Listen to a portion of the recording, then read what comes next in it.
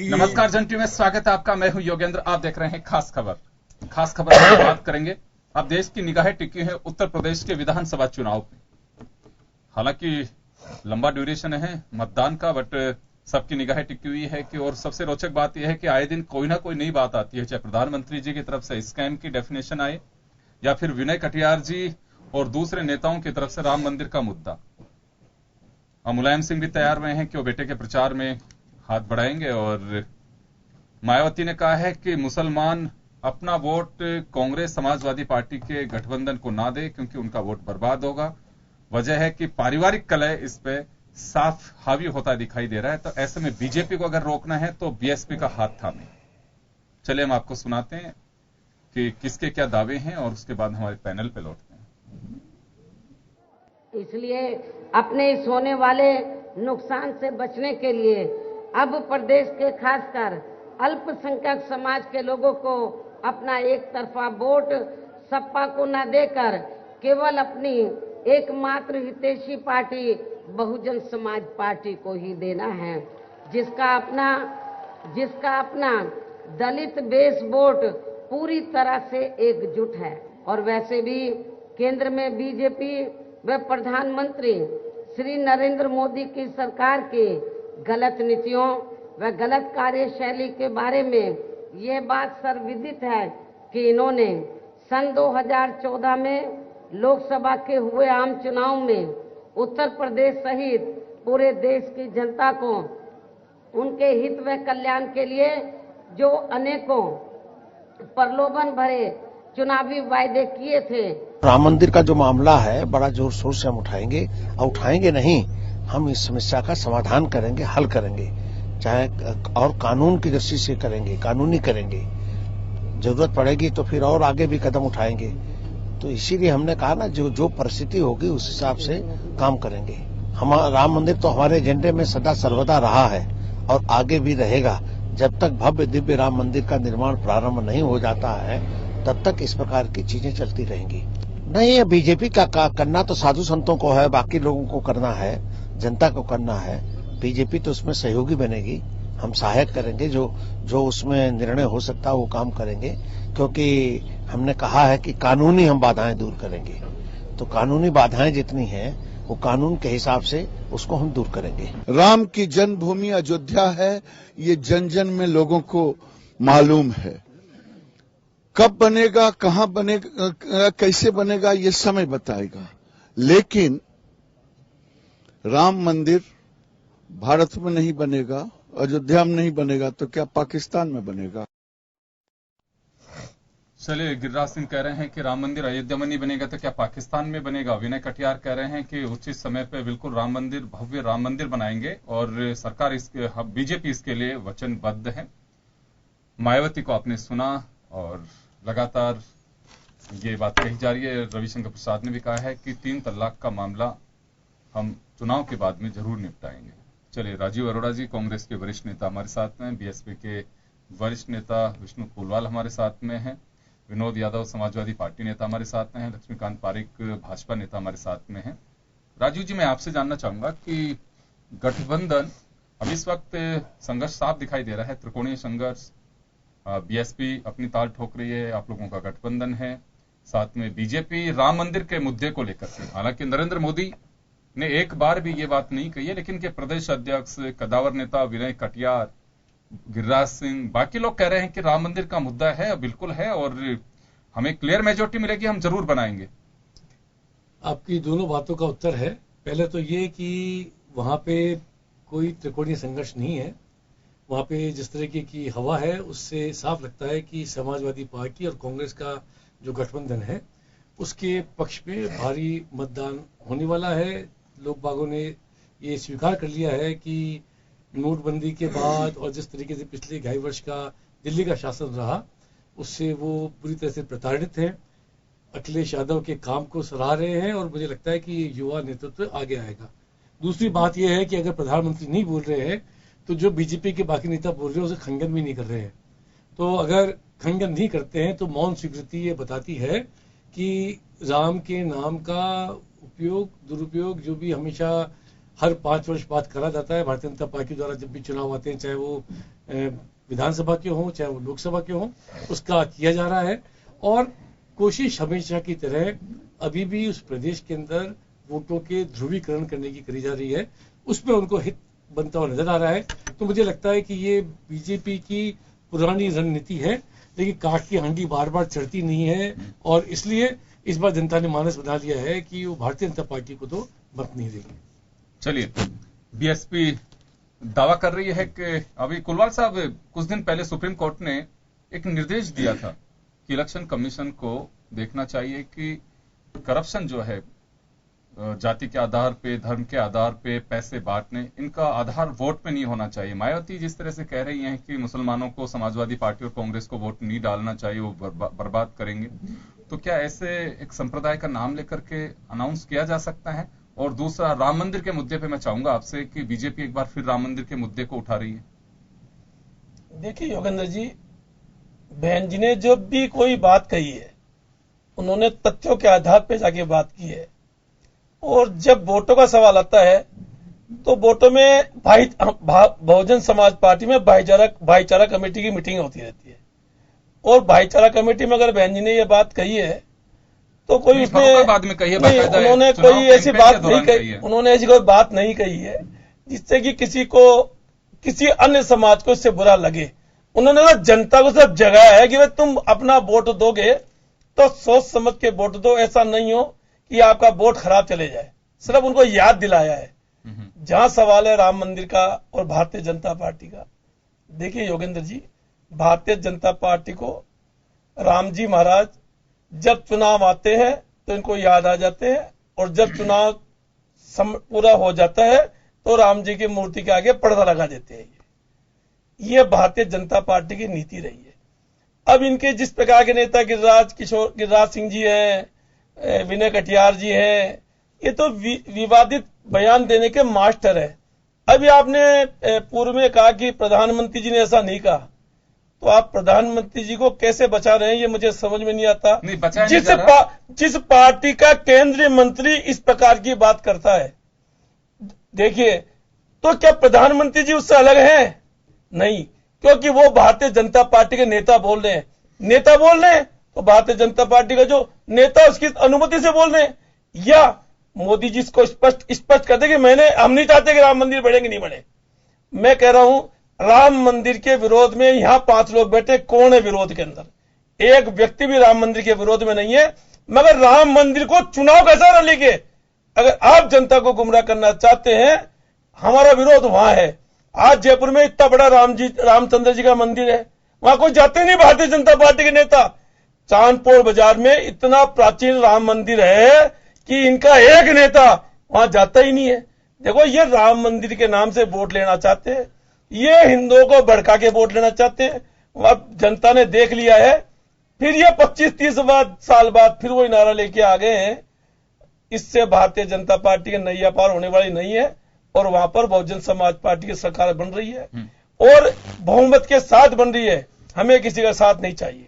और अकेली ऐसी पार्टी है योगेंद्र जी, यूपी में देखिए, कांग्रेस का गठबंधन सपा के साथ, भारतीय जनता पार्टी का गठबंधन अपनी पार्टी अपना दल के साथ, मगर बहुजन समाज पार्टी का किसी भी से हमारा गठबंधन नहीं है। क्यों? कि बहुजन समाज पार्टी को पता है कि 5 साल में जिस प्रकार की लूट खसोट की गई, कितनी हत्याएं की गई, उसके विरोध में मतदान बहुजन समाज पार्टी के पक्ष में होगा। चलिए लक्ष्मीकांत जी, सब अपने अपनी ताल ठोक रहे हैं, ये तो वक्त बताएगा कि पिटारे से क्या निकलेगा। लेकिन बीजेपी के पिटारे से एक बार राम मंदिर फिर निकल करके आ गया है, क्योंकि चुनाव के वक्त ही बीजेपी के नेताओं को याद आती है राम मंदिर की। लगातार ट्वीट्स पे भी इस तरह के जोक्स भी चल रहे हैं, सोशल साइट्स पे भी चल रहे हैं।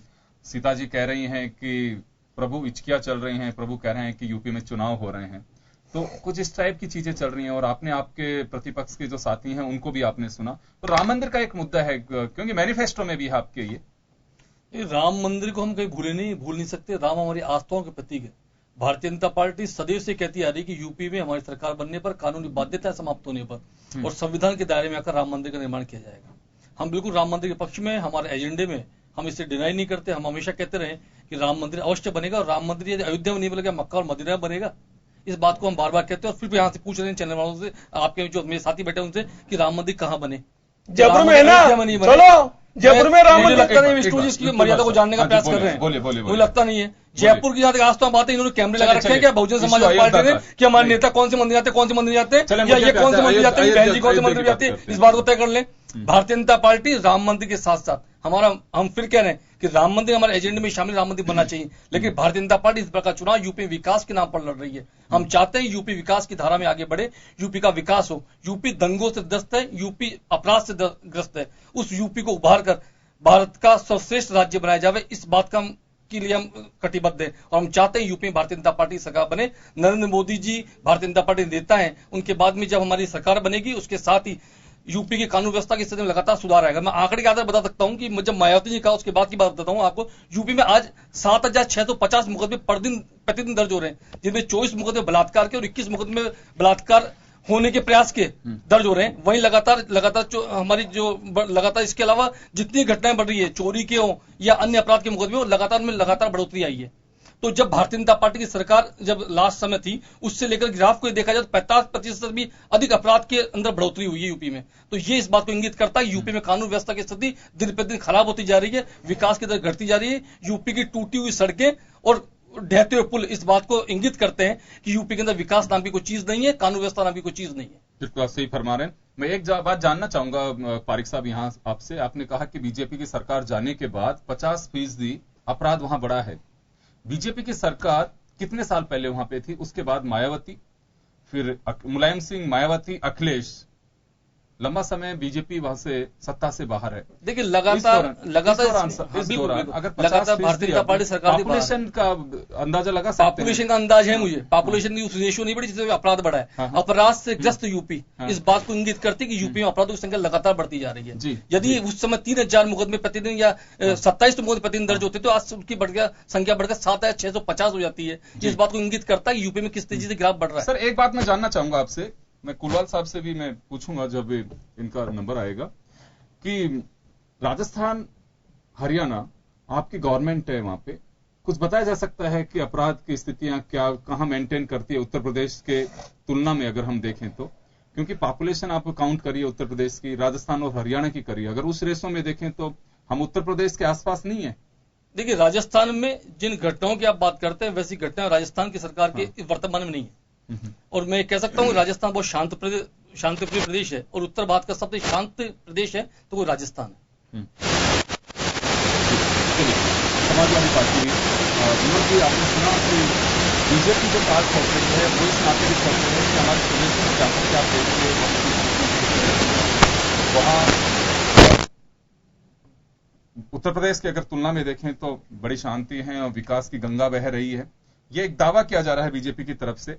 राम मंदिर के अलावा भी विकास का एक मुद्दा है और विकास का मुद्दा मुझे लगता है सभी राजनीतिक दलों का होना भी चाहिए। आमजन को विकास से ही मतलब है, आस्था उसके दिल में है, वो मस्जिद में जाता है, गुरुद्वारे में जाता है, चर्च में जाता है, मंदिर में जाता है, क्योंकि हमारा संविधान ये सबके लिए छूट दे रहे, भारत की ये सबसे बड़ी ब्यूटी भी है। तो मुद्दा विकास का हम तो खुद भी चाहते हैं, सभी राजनीतिक दलों का एजेंडा जो है वो यही हो। नहीं, बिल्कुल योगेंद्र जी, आप जो बात कह रहे हैं विकास के मुद्दे पे ही समाजवादी पार्टी और कांग्रेस आज यूपी के अंदर चुनाव लड़ रही है। और अखिलेश जी ने जब से वो सीएम है, मुख्यमंत्री बनने के बाद कभी भी ये नहीं कहा कि हम हमारा विकास के अलावा कोई दूसरा मुद्दा चुनाव में होगा। तो रेगुलर वो इस बात को कह रहे हैं कि हम विकास के मुद्दे पे चुनाव लड़ेंगे। मोदी जी के ये परेशानी हो गई है कि मेरे अलावा कोई विकास की बात करने वाले ये कौन आ गए। वो कभी विकास की डेफिनेशन एक सवाल है लेकिन सर मेरा यादव साहब यहाँ पे देखिए, अखिलेश जी को 5 साल का वक्त मिला है। मोदी साहब का ऑब्जेक्शन कुछ भी हो सकता है, लेकिन जनता कहे कि हाँ विकास का दूसरा नाम अखिलेश है। मैं यही योगेंद्र जी आपसे निवेदन कर रहा हूँ। देखिए बड़े मैं 4-5 चीजें ऐसी आपको बताने जा रहा हूँ कि आगरा से लखनऊ एक्सप्रेस हाईवे बना, आपकी मेट्रो लखनऊ में बनी, आपका स्टेडियम इंटरनेशनल स्टेडियम जो लखनऊ के अंदर तैयार किया जा रहा है। तीनों इतने बड़े प्रोजेक्ट है कि उनकी कल्पना आप ये सोचो कि 10 दिन में, महीने में, साल में हो जाए, वो संभव नहीं है। तो ये लंबे प्रोजेक्ट होते हैं। प्रतिपक्ष का एक बड़ा आरोप है कि अपराध का राज्य बन गया, गढ़ बन गया है उत्तर प्रदेश। मैं उसमें भी आपसे आग्रह करूं, मेरे साथी अभी जो भारतीय जनता पार्टी के पारिक साहब बता रहे थे, मैं आपसे एक कल का ही उदाहरण दे रहा हूं। मध्य प्रदेश में भारतीय जनता पार्टी की सरकार है, राजस्थान में भारतीय जनता पार्टी की सरकार है, हरियाणा में भारतीय जनता पार्टी की सरकार है, तीनों जगह, और महाराष्ट्र में भी है। आप देखिए मध्य प्रदेश में एक आदमी अपने माँ बाप की हत्या करता है, उनको अपने घर में दबा देता है और उसके बारे में आज तक वो खुद बताता है, लेकिन मध्य प्रदेश सरकार के बारे में ना, उसके बारे में कोई खोज भी नहीं कर पा रही, और वो अपनी पत्नी को मारता है, उसको दबा देता है, उसके बारे में कोई छानबीन नहीं हो पाती।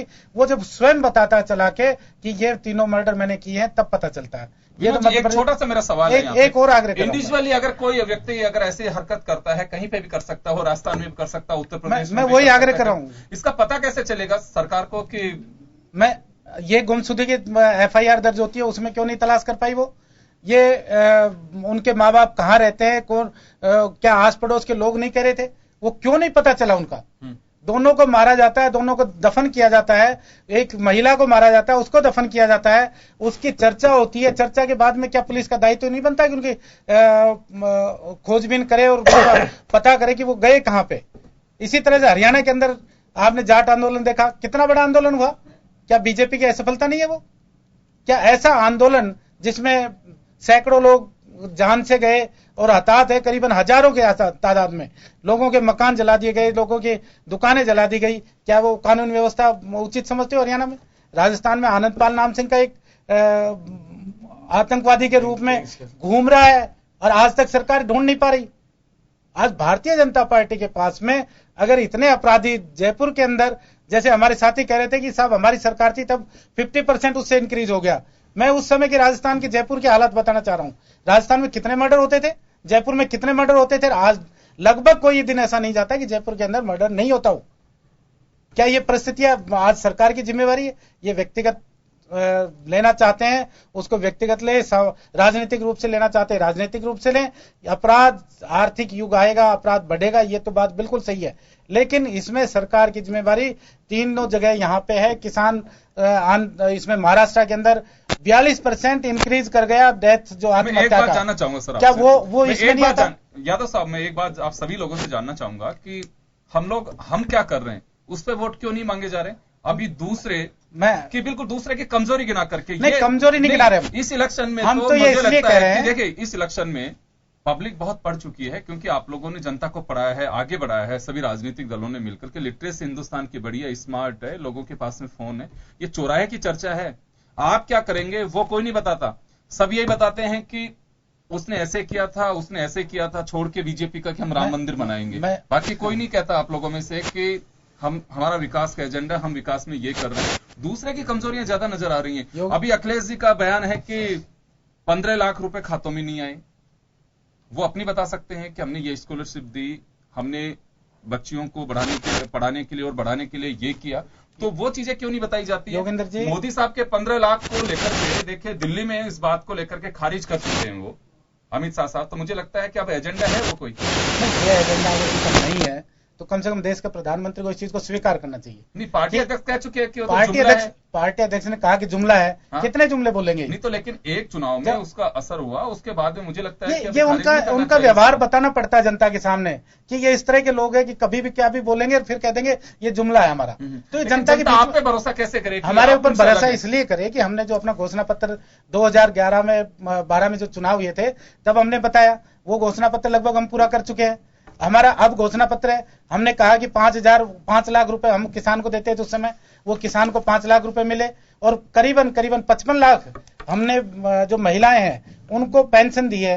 वो पेंशन भी उसके ऊपर भी अमित शाह जी कल परसों मुझे ताजु बरदा टीवी के ऊपर ये कह रहे कि ये तो सिर्फ एक संप्रदाय विशेष के लिए दी जा रही है, जबकि हकीकत ये है कि जितना जनसंख्या का यूपी का रेशियो है उस रेशियो के हिसाब से उस पेंशन का आवंटन होता है।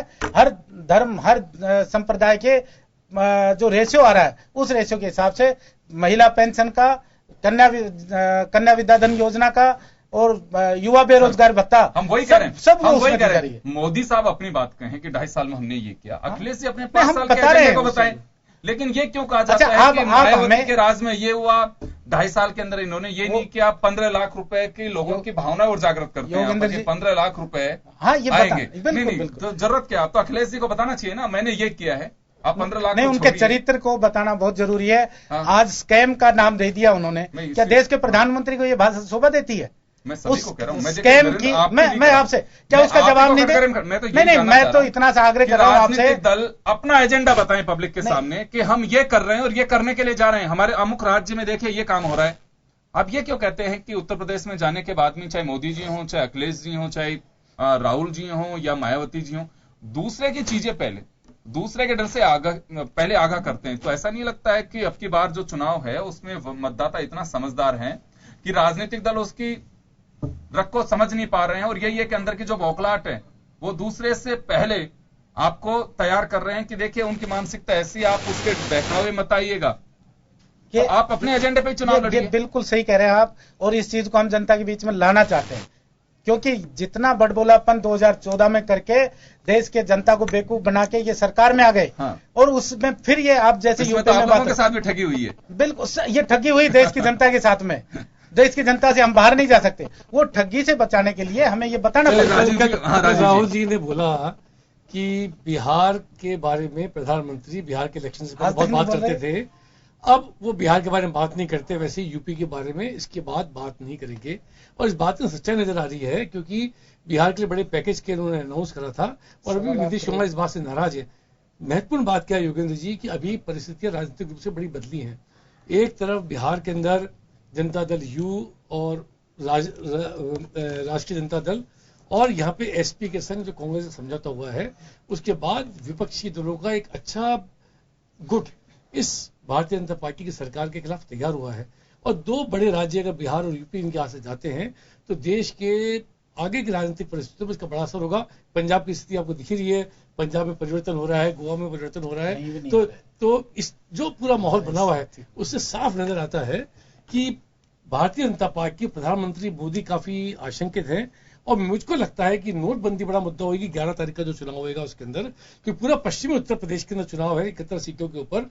उसके अंदर खासतौर से मेरठ सहारनपुर से लेकर अलीगढ़ तक की जो बेल्ट है उसमें इस बात का बहुत ज्यादा प्रभाव पड़ा है। लोग इस बात को बोल रहे हैं, जो नए सर्वे आ रहे हैं वो भी ये बता रहे हैं कि वहां पे वोट करके गिवाए गए, तो इससे नाराज है। मेरे ख्याल से ये क्रांतिकारी परिवर्तन वाला चुनाव साबित होने वाला है और निश्चित रूप से जनता अखिलेश यादव ने जो काम कर रहा है उसको सराह रही है। उनको लग रहा है कि आगे और भी ज्यादा अच्छी तरह से काम होगा। चलिए, हम यही चाहते हैं कि हर राजनीतिक दल अपने एजेंडे पे वोट मांगे, दूसरे के परवाह ना करे, क्योंकि इससे कहीं ना कहीं ऐसा लगता है कि जैसे कि अपने पास में कुछ नहीं है बताने के लिए। चलिए छोटे से ब्रेक के लिए रुकेंगे, ब्रेक के बाद हम वापस लौटते हैं।